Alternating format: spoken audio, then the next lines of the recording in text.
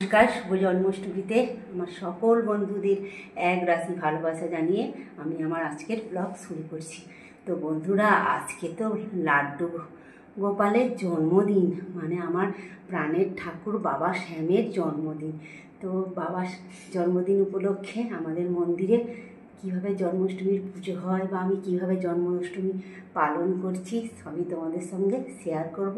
তো প্লিজ তোমরা আমার পুরো ভিডিওটা দেখো গো, আর আমার পাশে থেকো আর আমার সাথে থেকো। তো আমার তো সকাল সকাল দেখো পুজো হয়ে গেছে, আমার ঘরের ঠাকুরকে পুজো করে নিয়েছি। তো তোমাদেরকে দেখাচ্ছি, আমার শরীরটা ভালো নয়, ওই জন্য।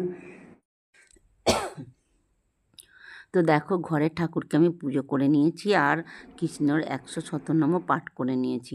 তো এই দেখো, এখন হচ্ছে ঠাকুর মশাই এসছে, আর কালকে রাত্রিরে তো পড়ে গিয়েছিল।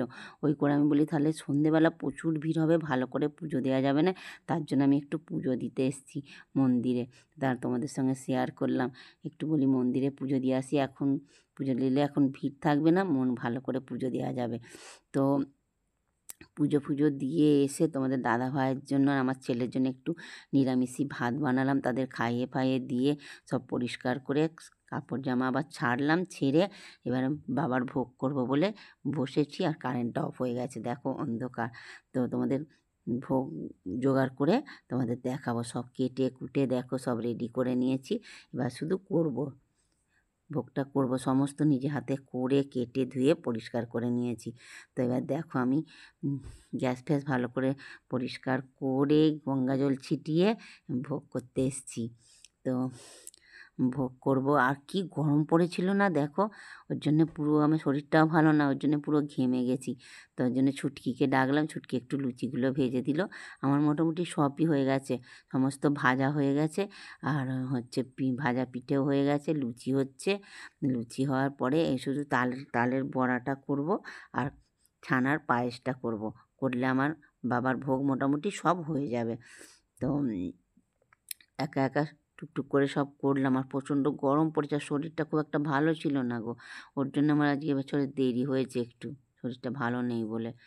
তো দেখো আমার পুরো বাবার ভোগ তৈরি করে পুরো সুন্দর করে নৈবেদ্য সাজিয়ে ফেলেছি, মন্দিরেও দিয়ে এসেছি। এদিকে আমাদের মানে হরিনাম সংকীর্তন হয় না, উনি এসে গৌরচন্দ্রিমা করে ফেলেছে, এবারে ওনাকে মালা চন্দন পরিয়ে দেওয়া হচ্ছে। তো প্রত্যেক বছর আমাদের হয়, মানে জন্মাষ্টমী করলে, জন্মাষ্টমী করে হরিনাম শুনলে নাকি খুব ভালো। আমাদের প্রত্যেক বছর এখানে হরিনাম হয়, আমরা প্রত্যেক বছর খুব খুব আনন্দ করি। বাবার জন্মদিন বলে কথা, আনন্দ করব না? খুব মজা করি। তো সবাই ভিতরে কিন্তু পুজো আরম্ভ হয়ে গেছে, কারণ কালকে তো পড়েছে, ওই জন্য ঠিক টাইমে তো আর কি পুজোটাও সেরে নিতে হবে। তার জন্যে ভিতরে পুজো হচ্ছে, কিন্তু ভিতরেটা তোমাদের বেশি শেয়ার করতে পারবো না।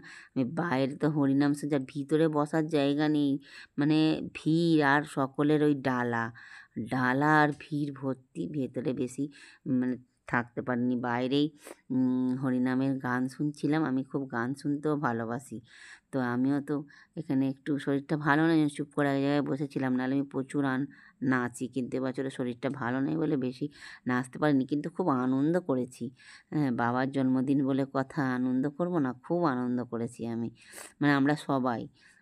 তাই খুব সুন্দর উনি গান করছেন, তোমাদেরকে শোনাতে পারিনি, কারণ জানো তো কপিরাইট খাবো, একে তো ভিউজ হয় না, আবার যদি কপিরাইট খাই তাহলে তো একদম গেল। তো দেখো সবাই বসে আছে, চেয়ার করেছে। এবছর তো বৃষ্টি হয় না, অন্য বছরে মুষলধারায় বৃষ্টি হয়, এবছরে বৃষ্টি হয়নি। দেখো সকলে বসে বসে বাবার নাম সংকীর্তন আর করছে, আর বা উনি খুব ভালো মানে নাচছেন, মানে সবাইকে বাবার জন্মদিনে আনন্দে, মানে সবাইকে আনন্দে ভরিয়ে রেখেছে।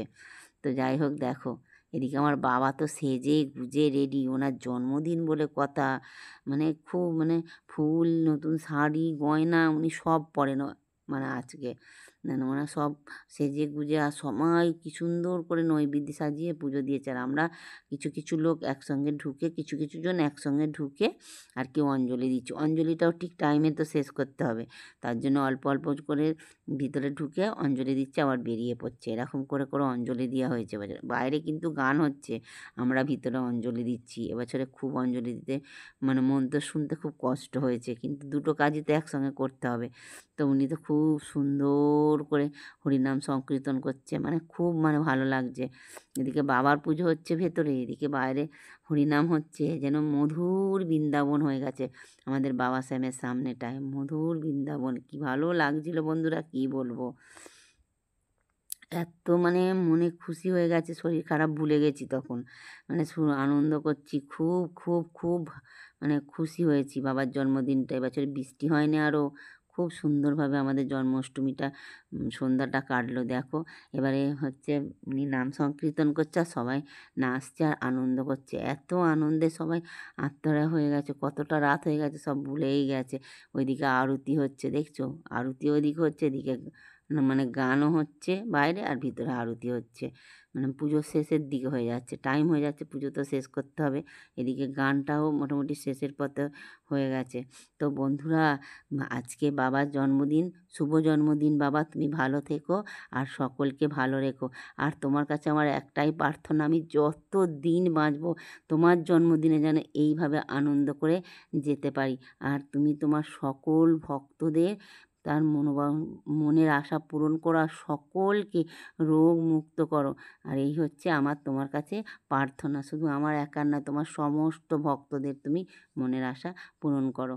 তো বন্ধুরা, জয় বাবা শ্যামসুন্দরের জয়, জয় বাবা শ্যামসুন্দরের জয়, জয় বাবা শ্যামসুন্দরের জয়। তো বন্ধুরা, আমি আর বেশি ভিডিওটা বাড়ালাম না। আমার ভিডিও যদি একটু ভালো লেগে থাকে তো প্লিজ তোমরা আমার ভিডিওয়ে একটা লাইক আর একটা হচ্ছে সাবস্ক্রাইব করো আর কমেন্ট করো ভিডিওটা কেমন হয়েছে। জয় বাবা শ্যামসুন্দরের জয়।